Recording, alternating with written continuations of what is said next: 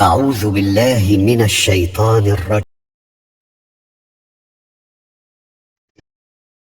النجم إذا هوى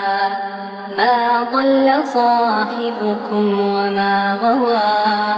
وما ينطق عن الهوى إن هو إلا وحي يوحى علمه شديد القوى ذو مرة فاستوى وهو بالأفق الأعلى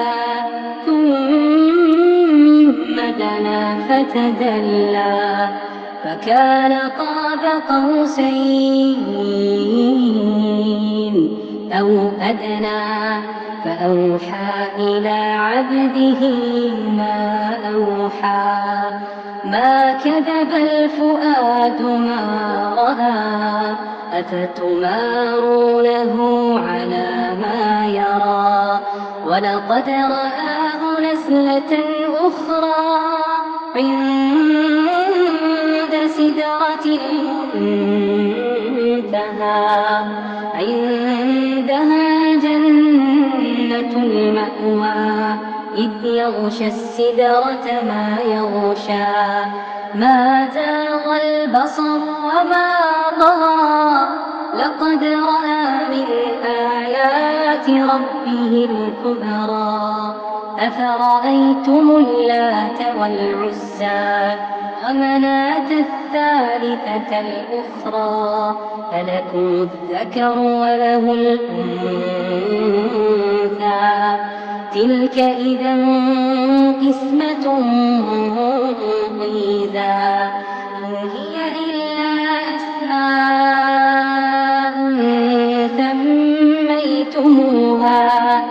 سميتموها أنتم وآباؤكم ما أنزل الله بها من سلطان إن يتبعون إلا الظن وما تهوى الأنفس ولقد جاءهم من ربهم الهدى أم للإنسان ما تمنى فلله الآخرة والأولى وكم من ملك في السماوات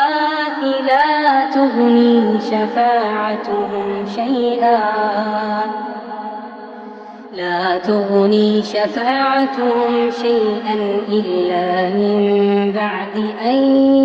يأذن الله لمن يشاء ويرضى إن الذين لا يؤمنون بالآخرة ليسمون الملائكة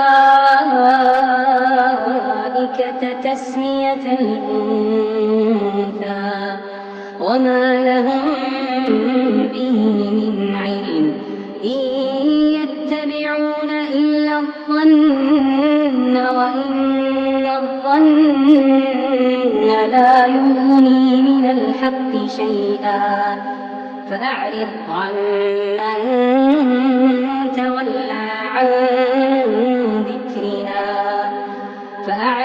عمن تولى عن ذكرنا ولم يرد إلا الحياة الدنيا ذلك مبلغهم من العلم إن ربك هو أعلم بمن ضل عن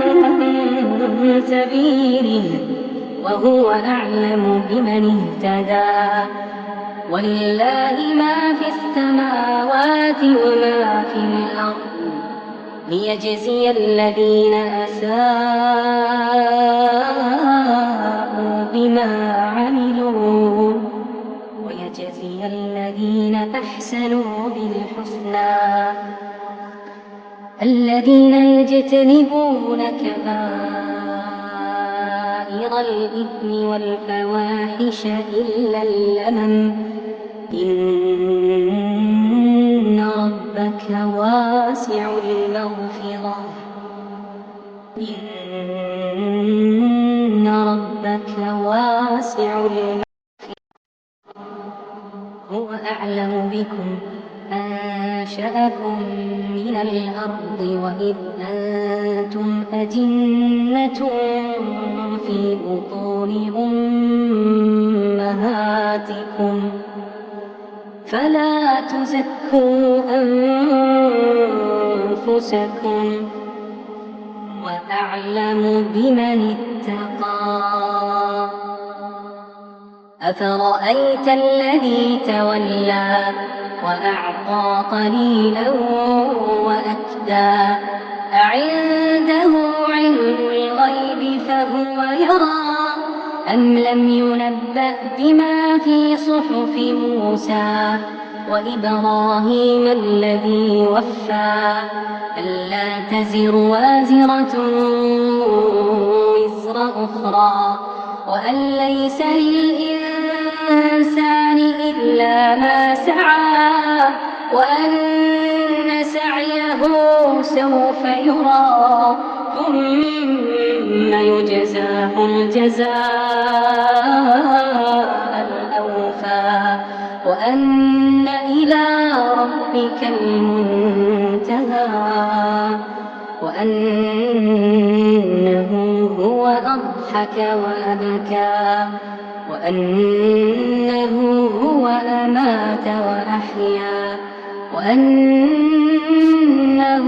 خلق الزوجين الذكر والأنثى